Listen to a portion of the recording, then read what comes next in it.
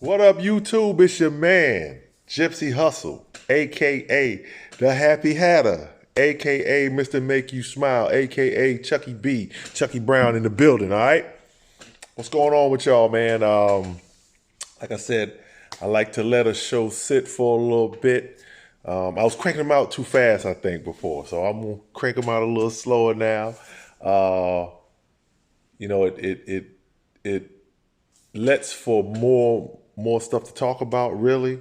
Now I got to pick what I want to talk about. You know what I'm saying? So first of all, let me see. Let's talk about the NBA banning the ninja style headgear. First of all, shout outs to anybody who's watching. Shout outs to my UNC women's soccer team, #1 in the nation. Keep doing your thing, young ladies. Shout out to Taylor Otto. Get healthy, young lady. Never want to see anyone get hurt. All right. So, okay, back to the NBA banning ninja style headgear. My personal opinion on that. What you banning it for? You let the dudes wear it all last year. Come on, man. NBA, don't get like that. You've been a players' league. Continue to be a players' league.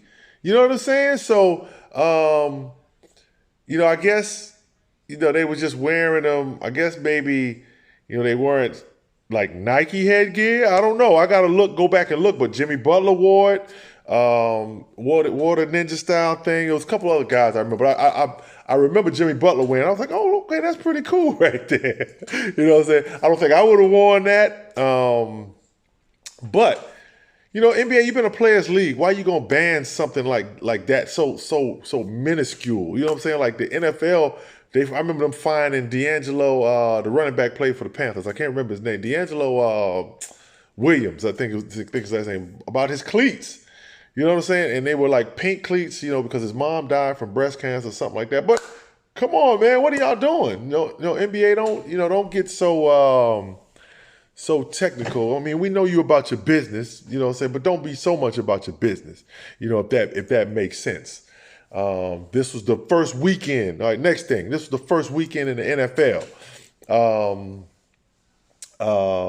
And yeah, I got my New York Giants hat. Giants, we not good right now, but I'm still gonna rep the Giants. First weekend in the NFL. Giants took it on the chin from the Cowboys. I'm sorry. Cowboys. Took it on the chin from them. My take out of this weekend, though, was I'm gonna say, like, Lamar Jackson. This is a kid or not a kid, but a young man that I remember him going to the combine, and teams wanted him to run with the wide receivers or something. I think it was wide receivers or running backs or something like that. I mean, this dude been a quarterback almost all his life, and you're gonna all of a sudden ask him to change his position because he's fast? Do y'all not look at the tape of what this guy did in college? I remember seeing him play in Louisville. They came to play NC State, and if not for him, NC State wins the game. You know what I'm saying? NC State wins if not for Lamar Jackson. All right. I've talked to some professional football players. I talked to them before the draft because I was hearing all this stuff about Lamar Jackson. I'm like, wait a minute. I'm like, am I missing something? Because I consider myself a great talent evaluator. I said, am I missing something? Lamar Jackson, why do they want him to change position? I think he's a quarterback. And, I'm not going to say their names. I'm not going to put them out there like that. But they agree with me like, yo, I don't know what they're doing. I don't know. They must not be watching the tape of this kid, But, yeah, I've talked to quite a few NFL guys. I know a lot of NFL guys that played in the NFL when I was playing. And I know some current NFL guys that come back, and I get to talk to them. And when they come back around, from NC State, come back to NC State, or I see them around, I stop and talk to them because, this professional athlete thing it's somewhat of a fraternity. Like, if guys know that you did it and you say something to them, oh yeah, they're more quick. They're quicker to talk to you a little bit then. But yeah, I mean, Lamar Jackson, 5 touchdowns.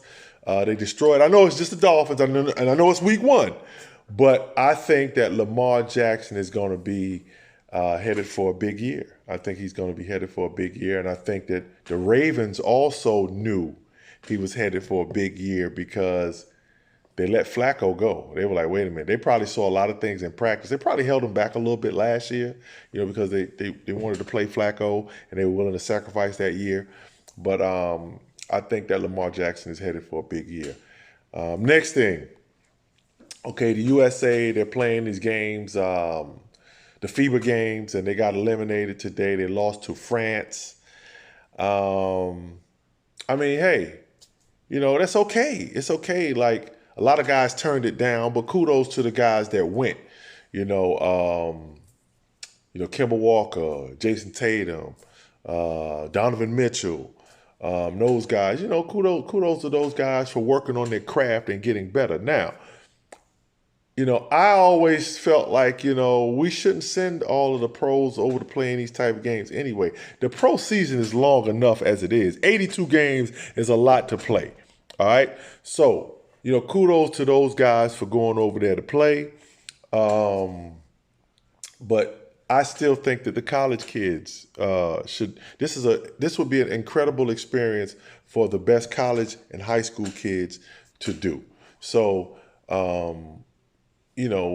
nothing to feel bad about. Coach Popovich coached them. He was proud of them. So nothing to feel bad about losing to France. You know what I'm saying? You can't say that, okay, we didn't have this guy, we didn't got. Who cares? You still had to play the game. You know what I'm saying? So so kudos to those guys for their efforts and giving up their summer. And now they got to play. They got to go out here and play an 82-game season. So they get a little bit of rest, which won't be much because this is September. They get a couple weeks off, and they got to keep themselves in shape. And then they got to go play. You know what I'm saying? So so kudos to those guys for that. Now, I'm going to talk about, I'll give this my Dan Le Batard portion right here, okay? So there was a kid denied a lunch at school because his parents owed like $9. I mean, come on, America, what are we doing here? You know what I'm saying? Like, let the kid eat. I've had situations with my own kids where, you put money in an account and you forget to put more money in the account, where you get a little note saying, hey, your kid needs money for lunch. But they let her eat. They let my daughter eat. That's happened to me one time. But I mean, it happens. You forget, but now it happened at one time. You remember. But how can you deny a kid lunch? I mean, this is my Dan Le Batard portion. This is what I talk about. Something going on other than sports, which it seems like they want you to just talk about sports when you're on TV. Say they can't talk. I talk about what I want to talk about. But how, America? What are we doing? You deny a kid lunch. I mean, how silly does that sound? Like, come on, man. And I'm tired of the phrase, saying that, okay, we're better than that. Hey, this must be who we are.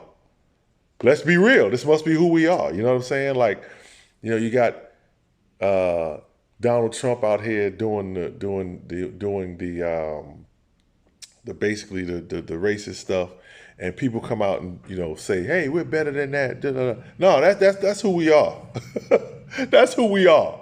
You know what I'm saying? So let's just try to do better, man. Let's try to do better, man. Just try to do better by one another, man. Okay, the kid's family owes $9. Let the kid eat. Inform the family that, y'all owe us some money.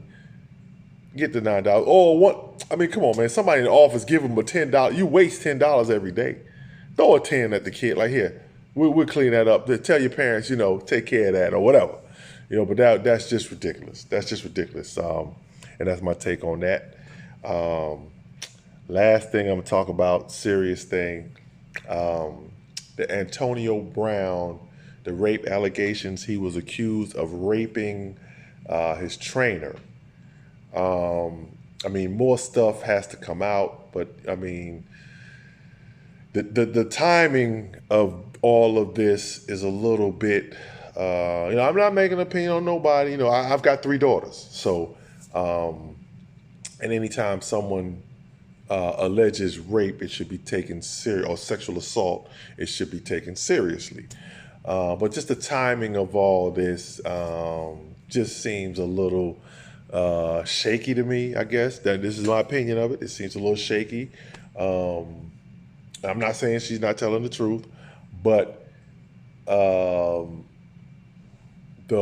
thing that makes it kind of bad is that you wait 3 years. At least the stuff that I've read and heard about, I guess there were certain occasions where he's shown himself to her, or she's left, and he apologized, and she came back.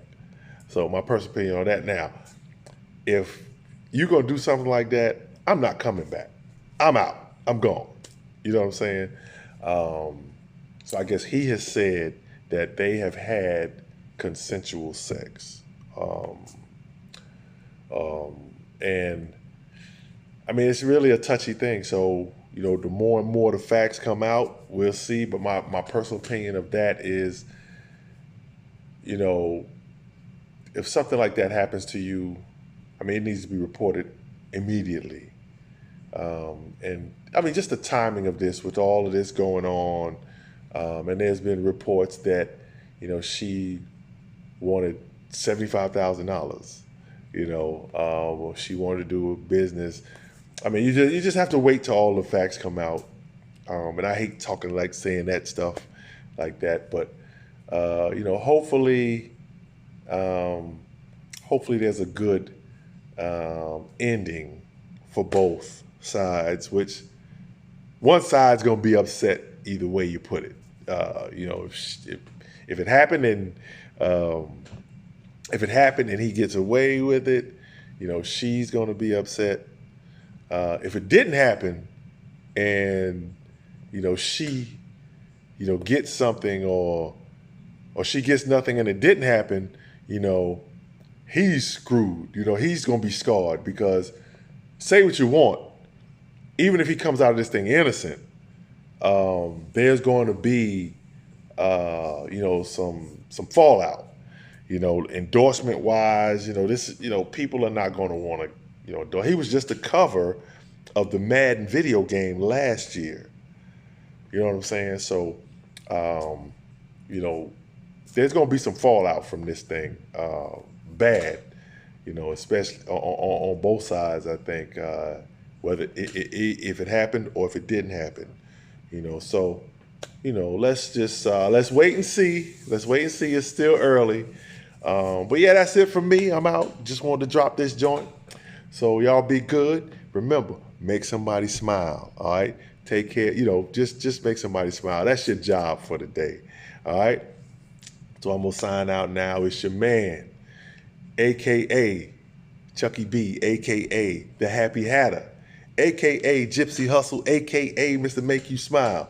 Wore my Giants hat today. Like I said, I'm always gonna support the Giants, regardless. Win or lose. Before I go out, give you a little backstory.